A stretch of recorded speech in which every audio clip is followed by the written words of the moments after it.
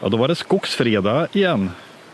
Ännu en tidig morgon i skogen, Fredrik. Inte så tidigt som vi var när vi skulle ut och lyssna på fåglar, men ändå rätt tidigt mot vad vi brukar podda. Ja, men en sån här tidig podd får vi ta en gång till, tycker jag var rätt kul. Ja, vi kan ta det fram i november, får vi se hur det är. Ja, men gör det. Ja, nej, men det är ju studenttider och så det är mycket som ska hinnas med i dagar. Så att, men vi missar aldrig en podd. Nej, det gör vi inte. Det gör vi inte, för det finns ju som alltid finns det mycket att prata om.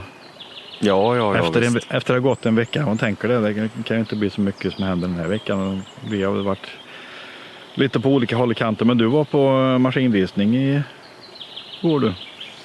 Ja, igår och i förrgår till och med. Det var väldigt mycket catch-up-effekter. Ja, nej, men absolut. Jag har varit och filmat en hel del igår på John Deeres nya stora skogsmaskiner. Bland annat den här utmanaren till Ponsse Mammut. Alltså nu pratar vi otroligt stora skotare, 25-tonnare. Så det är John Deere 2510H heter ju den nya. Ja, och 25 ton, då är det 25 tons last och sen väger maskinen några kilo också då. Ja, absolut. Och sen så är det ju som vanligt då att det går att lasta på lite mer än 25 ton. Om man har lite otur eller tur. Det beror ju lite på hur man tänker där då. Ja. Så ja, nej men det är väl veritabla monster skulle man väl kunna säga. Ja. Det är helt otroligt. Det är ju ganska imponerande på sitt sätt. Samtidigt så kan man ju ifrågasätta om vi har nått någon form av gräns i storlek.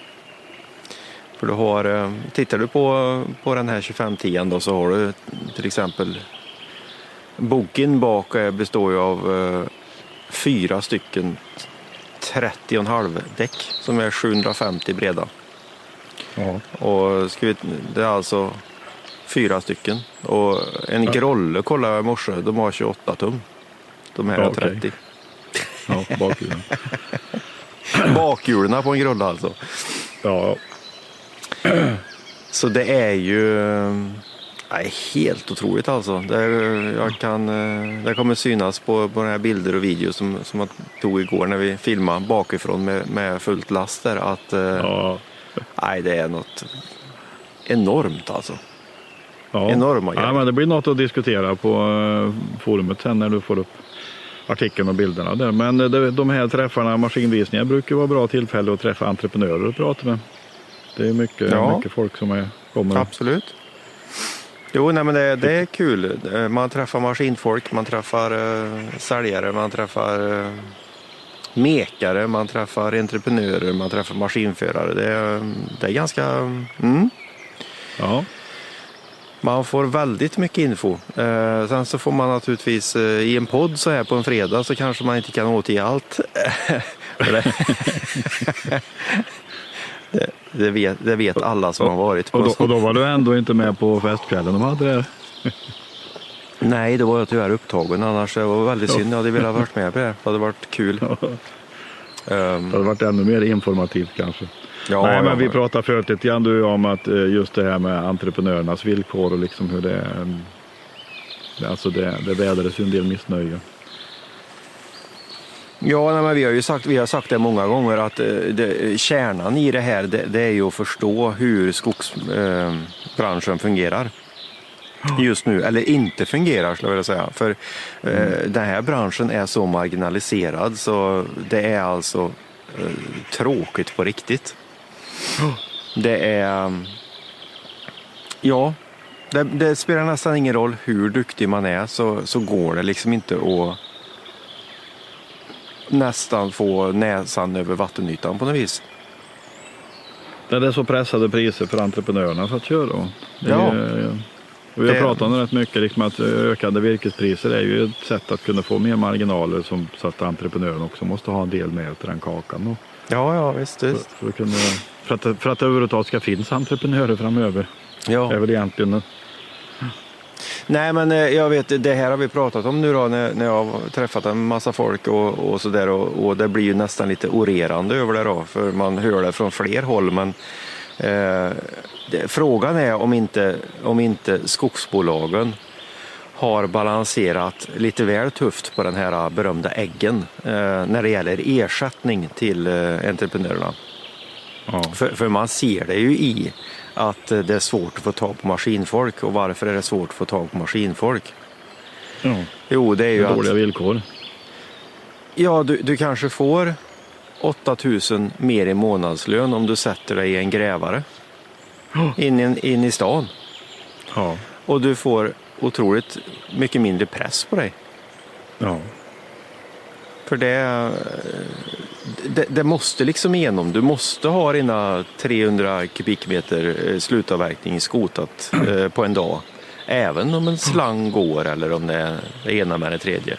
Och jag vet ju själv efter mina år i en gallringsskördare att det är tufft. Det enda sättet långsiktigt att lyckas, det är ju att man älskar att vara i skogen. Älskar att göra jobbet liksom. Annars så funkar det ju inte. Älskar att fixa när det krånglar. Ja, det vet jag inte. Det gjorde inte jag, kan jag ju säga. Men men att man i alla fall klarar av det. Ja, visst. Ja, men så är det ju. Och, men jag tror att vi har pratat med lite, vad ska man säga, högre folk också som har träffat från olika håll. Och det är väl lite konsensus i det här. Att någonting måste ju hända. Och jag tror att det som vi har sagt mycket i den här podden då, att nu när vi har när virkespriserna har gått upp och de banne mig kommer att stanna där, för det måste vi liksom fightas för att de ska göra. De ska inte ner nu igen. Ja. Då finns det ju utrymme för även att höja för entreprenörerna. Ja. Och då handlar det inte om någonting sånt här liksom att de ska få otroligt bra villkor så att de bara liksom kan köra halvdagar och ändå gå runt. Utan det handlar om så otroligt lite, liksom få upp så att de får en dräglig vardag. Ja, så att de kan bli något sån här rimliga arbetsgivare åt maskinförare, för att det krävs ju att det går att anställa folk också för om de ska klara av att driva verksamheten med ett par maskiner. Ja.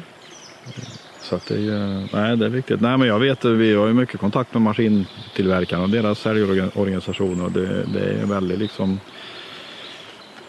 utbredd rädsla, eller vad man ska säga, alltså oro över hur situationen som är för deras kunder, och de jämför ju med hur kunderna har i andra länder, och det har ju varit mycket bättre. De kommer ner på kontinenten, Tyskland, Tjeckien och ner, så har ju maskinentreprenörerna som har köpt maskinerna haft mycket lättare att få ihop ekonomin än vad de har haft här uppe då.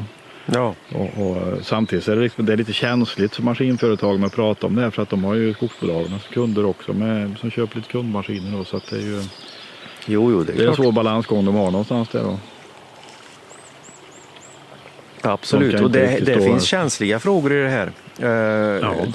Och jag kan nämna en känslig fråga. Det är ju att det är alltså så marginaliserat så det kan vara så att man tar extra hårt eller lite extra hårt i gallringen för att få det att gå runt som maskinförare kanske. För att det är så dåligt betalt. Då kan ni tänka er hur det är. Ja. Och då, jag skulle vilja säga, om man ska vara lite konspiratoriskt lagd, det är inga duvungar som sitter på skogsbolagen. Så jag kan nog med lätthet säga att det är med berått mod de sitter och håller tillbaka priserna, för de vet att de får mer virke kanske. Ja. Ja, vi har slutat och liksom inte vara konspiratoriska där. Ja, kanske hårt. Vi kanske får äta upp det, men det här är viktiga saker. Allt är givetvis inte så, men alltså det är så många exempel man ser på hur det liksom, och hör lite grann hur det pratas och hur. Ja, men vi nämner inte det här på pin chi, utan det här är ju liksom sånt som vi har hört i flera år. Ja. Så det är ingen snack om saken. Men det finns mycket som måste göras. Man ser det ju nu, för nu är det rör på sig just det här liksom kring att få tag i avverkningskapacitet är ett problem, och bolagen framförallt, de jobbar ju på en massa olika fronter med att försöka hitta lösningar, och det är ju alla möjliga. En del startar egna utbildningar mer eller mindre. SE har väl jobbat på norra och jobbat på utbildningssidan uppe i norr för att liksom försöka få fler ungdomar intresserade att köra skogsmaskin, att man kan konkurrera med gruvindustrin kanske och annat. Va? Och sen så har du här, vi har pratat om Stora Ensos preferred harvester partner, vad man kallar det för, att bli livegen hos Stora Enso i princip då. Ja. Att de ställer upp med borgen, du får en volym med virke och de hjälper dig med bokföringen och utbildningar och annat liksom, och så sitter du där liksom med ett åtagande som inte kommer ur och som troligtvis inte är speciellt bra heller då. Ja. Vi har ju några sådana exempel som jag har varit i kontakt med också. Så att det är ju inte, det är ju liksom de kanske inte har hittat den rätta lösningen här riktigt. Utan lösningen är ju att kunna betala en skälig ersättning. Ja, definitivt. Och jag tror att det kan vara, om man ska vända på kultingen, så kan det även vara lite vanskligt att jämföra med den gula sidan också. Eftersom det är två olika typer av jobb egentligen. Det är ju mer ett tjänstejobb med grävmaskin. Och det blir det ju inte på samma sätt om du tittar i skogen. För där har du liksom... Det är ju ett rent produktionsjobb är det ju i skogen. Ja, visst. Du ska ha ut råvara alltså. Så det blir... Så där får vi faktiskt... Där är vi de första att säga att man kan inte jämföra rakt av där. Det är klart att det finns... Man kan inte liksom skylla allt på skogen och hylla den gula sidan. Det kan man inte göra, för det är lite olika. Men egentligen så handlar det inte om det, utan det handlar ju om att det ska gå från absolut på gränsen till odrägligt till i alla fall lite drägligt. Ja. Det är det handlar om. Man konkurrerar om samma arbetsgivare, man konkurrerar om samma liksom förmågor lite grann också, både på entreprenörs och på eller man konkurrerar om samma arbetstagare, samma arbetskraft då. Gör man ju. Ja, det gör man definitivt, absolut. Ja. Så att av det skälet så måste det vara finns viss jämförbarhet. Ja, men alltså virkespriserna ska ju inte ner, det är ju helt klart. Det tycker jag nu har det ju varit stämmor, till exempel Södra hade ju föreningsstämma här på tal om den gula sidan. Ja, men det här var orange, den som kom förbi här nu. De har ju haft sin föreningsstämma och man hör ju liksom att det är ju en konsensus bland bolagen då att virkespriset kommer inte bli lägre. Det har man ju tydligt markerat, att vi måste vänja oss vid en ny situation med högre virkespriser. Ja. Det är solklart. Och igår kväll eller igår eftermiddag så höjde Mellanskog virkespriset. Ja. Nu var det några veckor sedan vi pratade om prishöjningar, men nu kom det en ganska rejäl, skulle jag säga. De höjde grantimmerpriset med 100 kronor fubben. Ja. Och så förlängde de den här sluträkningspremien som de hade på 80 eller någonting då, så dessutom har de lagt en premie på leveransvirke för timmer, 80 kronor fubben. Ja. Och det är ju också lite nytt att premiera leveransvirke, för det har varit lite styrmodligt behandlat tidigare då. Ja. Så höjde de massavedpriser med en 50-lapp, så de är upp på 550 kronor fubben innan premier då, och energisortimentet upp på 490. Och det kan vi säga, vi tittar i prislistorna på morgonen här nu på 490 kronor fubben för energisortiment på Mellanskog. Tittar man på Norra Skog så får du inte 490 för grantimret. Enligt prislistan det hamnar på 450-445. Om man räknar om deras M3TO-pris till M3 fubb. Så där har vi ju vi har ju pratat om det förut och vi har liksom fått lite förklaringar för norra varför de ligger så lågt, så ser de har så mycket premier. Men det har ju de andra också. Södra har ju premier och Mellanskog har ju höga premier för att slutavverkning till exempel då. Så att den här situationen är ju, alltså det är har du massaved I Härjedalen så säljer du skogsägarförening så får du 550 kronor fubben, och har du oturen och bor i Jämtland istället så är det 400 kronor fubben till Norra Skog, och det är en totalt ohållbar prisskillnad. Ja. Nej, men det är helt galet. Jag menar att du kan i princip avverka prima timmer på en sida länsgränsen, och så kan du liksom rulla över länsgränsen och sälja det och få mer förtjänst på bränsleved liksom. Nej. Och även om de säger att vi har premie, det ser inte alls som pris, men ändra då för guds skull prislistorna så att det ser vettigt ut, annars så gör man ju bort det totalt. Va? Så att det är ju, någonting är ju gravt fel när det gäller virkespriset i norr, och det ska ju bara upp liksom, det är ju inget. Ja, men jag förstår inte det faktiskt. För jag menar, jag fattar inte. Nej, men skogsägarförening, de är ju för skogsägaren, de ska väl se till att få bra betalt för virket. Ja, men hade det inte varit en fjäder i hatten, en kardemumma, att få upp att alltså skicka upp livspriserna i norr då, och verkligen kunna gå ut och slå sig för bröstet att titta här nu följer vi med. Nu följer i alla fall vi med här. Vi står på skogsägarens sida liksom. Ja. Nej, det är något som är, antingen är det liksom att sågverksdelen belastar så pass mycket att den går dåligt, att man inte kan få upp priset för att då går man back ännu mer. Man gick ju back i fjol, va? Och sen har du ju avtalet med Metzer, som vi vet inte hur det ser ut prismässigt då, men de sitter ju fast säkert leveransavtal med massa ved som kanske inte är helt förmånliga. Alltså de kan ju inte spela fritt på marknaden, det är ju det andra. Jag menar, nu har ju Mellanskog en helt annan situation, för nu har du både Bilderud och Stora Enso och Holmen i deras område som är desperata till massaved. De får ju dessutom bra betalt för massa nu i brukarna, så att de måste ha massaved, va? Så att de behöver ju inte stå med mössan i hand och sälja massaved idag. Nej, men å andra sidan, om vi ska gå tillbaka till Mellanskog så var det väl, känslan var ju att de var tvungna att göra en rejäl höjning.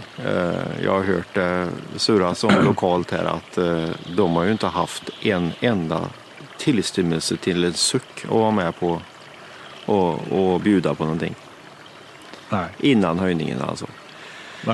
Nej, men det blir så. Ja, absolut. Konkurrens om råvaran, och det är ju konkurrensen som är så viktig.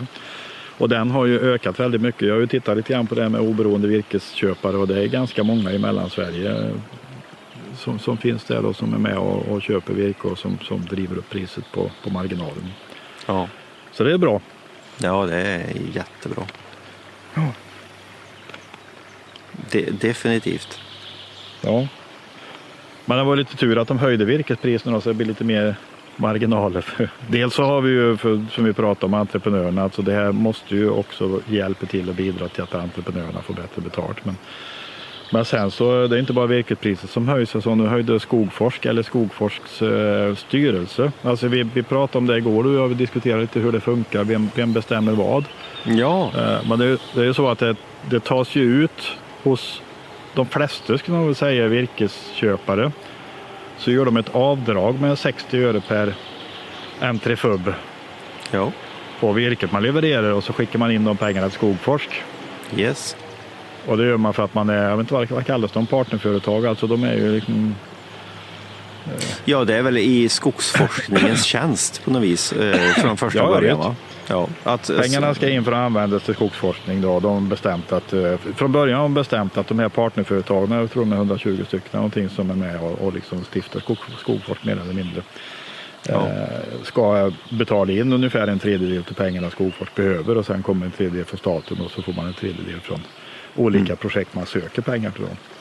Men då har ju de flesta gjort så att men vi är med, vi betalar, säger SCA då, och så skickar man den notan vidare till skogsägaren på 60 öre då.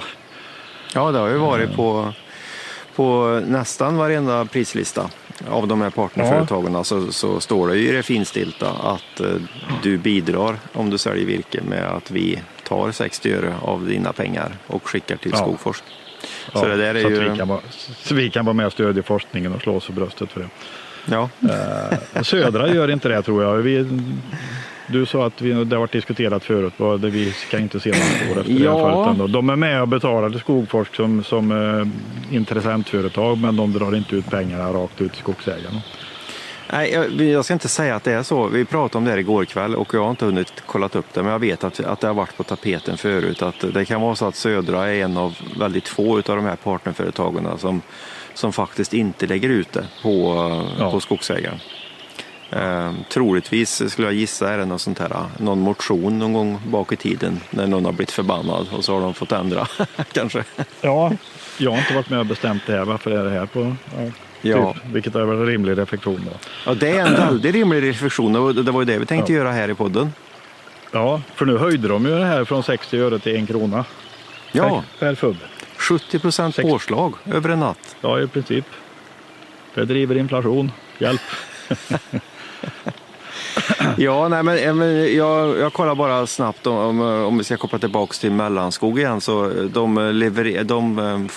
de flippar kan man säga drygt 5 miljoner kubikmeter virke på ett år. De gjorde det 2023 i alla fall. Och tittar vi nu då så är det alltså att om du är leverantör till Mellanskog då, så är det ju, det bidrar med 5 miljoner till Skogfors nästa år. Ja.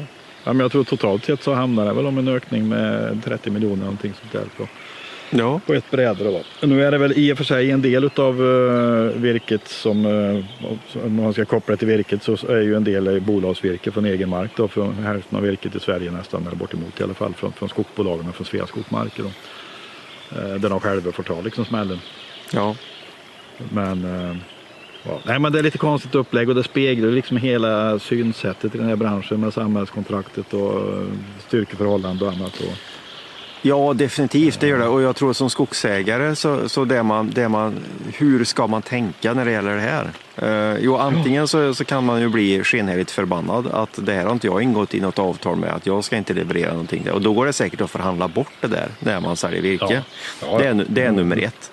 Men nummer två... per kubiken. Ja, men nummer två i det här som är ganska intressant, det är ju att ställa sig frågan, okej, det här är kanske bra, jag vill nog säkert vara med kanske och leverera 1 krona fastmetern till skogsforskningen. Men vad ger det då? Ja. För då ska det vara en investering, alltså jag ska ju få tillbaka den här kronan i någonting. Ja. Eller hur? Ja. Då investerar man ju i någonting. Ja. Och det kan jag tycka, jag läste lite Skogforsk års- och hållbarhetsredovisning och de försöker göra någon form av återkoppling om vad investeringen ger, men jag tycker inte att den i nuläget ger kanske det som det borde göra. En viktig del som de har fått börja jobba med betydligt mer som kostar pengar idag, och det är ju att de jobbar mer med lövträförädling, för det har varit ett ganska bortglömt område under lång tid, många decennier så har det inte funnits något. För Skogforsk ansvarar för fröplantagerna, tror jag. Det finns några bolag som har egna också, men i huvudsak så har de ju ett ganska stort ansvar för att ta fram frö. Och förädlingsverksamheten, inte att odla plantorna, det är ju plantskolorna, men att de jobbar med att ta fram frö och att jobba med förädling för att få fram förädlat frö, och det ligger väl under Skogforsk, så det är en viktig del. Och där har ju... Ja, men en passus där tror jag. Ja. Det är ju faktiskt att det är en så pass viktig del, så i alla fall så som jag läste ut det igår när jag satt och scrollade, kanske var väldigt trött, och i så fall så pudlade jag direkt på den. Men just med fröerna så får de ju 50 miljoner varje år av staten för det. Det är liksom dedikerade pengar.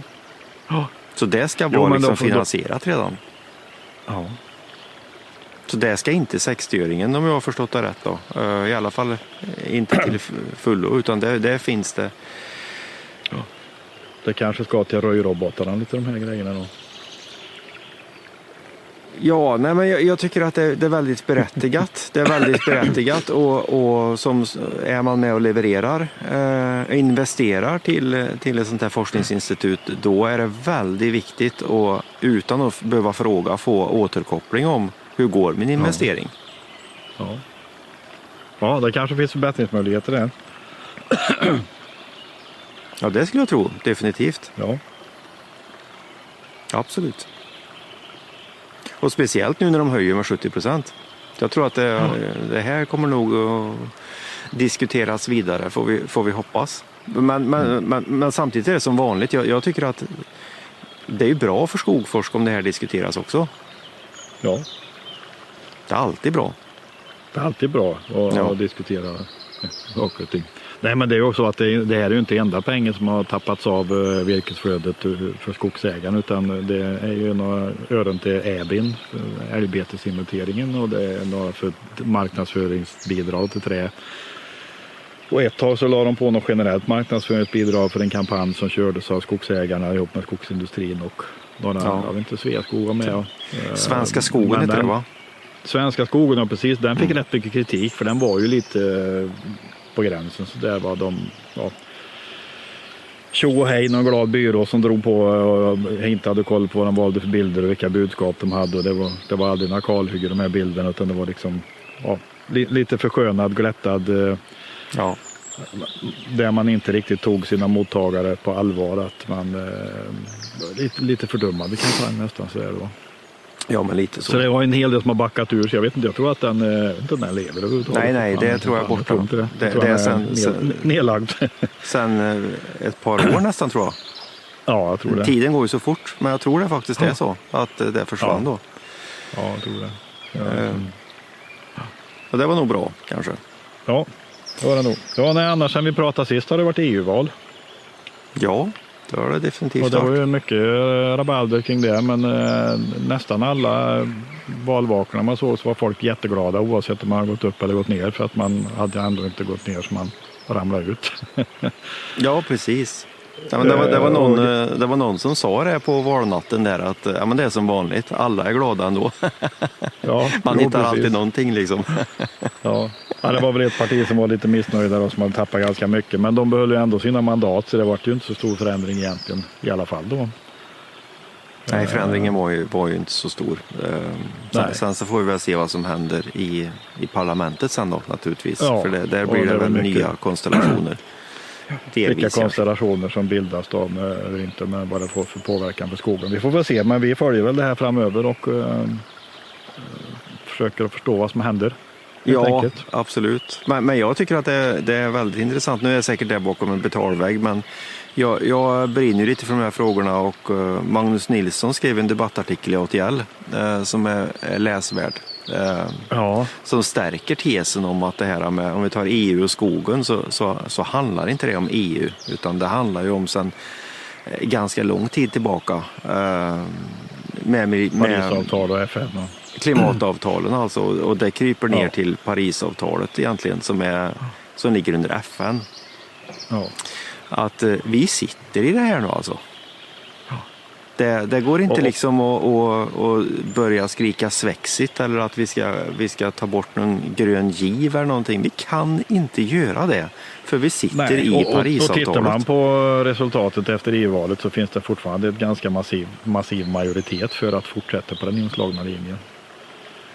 Det kan man nog säga också, även om det har förändrats till viss del. Men de stora partiblocken, både det borgerliga, det här kristdemokratiska borgerliga, jag kommer inte ihåg vad de heter, de är bokstavsförkortningar, men det är Moderater och KD ingår till exempel, och Socialdemokraterna och Liberalernas block, EPP heter de. Alla de här är ju för den linje som man har gått på tidigare. Det är ju ingen som helt plötsligt kommer att vända sig åt något annat håll kanske. Nej. Men vi får se, vi följer det, får vi se. Ja, men det var det här var en sak som jag tyckte var väldigt viktigt att diskutera just vid EU-valet, eftersom det var som skogen fick ganska mycket utrymme inför EU-valet, och det var liksom mycket desinformation i princip. Ja, men det var ju det, för narrativet som gick liksom, det var ju att nej, men ut ur EU, för de lägger en våt filt över vår svenska skog. Ja. Men det är helt totalt fel. Ja. Det är alltså helt fel. Ja. Och där var det liksom politiker och som körde liksom racet, och det var fel alltså. Ja, och politiker som har god insyn och som dessutom varit med och röstat för hur det ser ut idag. Ja. Så liksom vänder kappan efter någon slags populistisk valvind då. Men vi får se. Vi följer utvecklingen. Nu ska jag packa ihop här strax och ge mig på förberedelserna för studentfirande här idag i Jönköping. Det är lite sent, en vecka senare än många ställen i landet. Avklarat förra veckan. Du har en diger dag framför dig med andra ord. Du sover gott i natt, Torbjörn. Ja, det får vi hoppas. Men vi hörs nästa fredag, då är det midsommarafton. Men vi poddar väl då, Fredrik, gör vi inte det? Ja, absolut, det gör vi. Vi ser vilken tid på dygnet det blir då. Det kanske blir en sen podd. Det vet man aldrig. Det vet man aldrig. Men ni får ha en bra fredag och en bra helg, ni som lyssnar, så hörs vi nästa fredag på midsommarafton. Hej då! Ja, det gör vi. Hej då!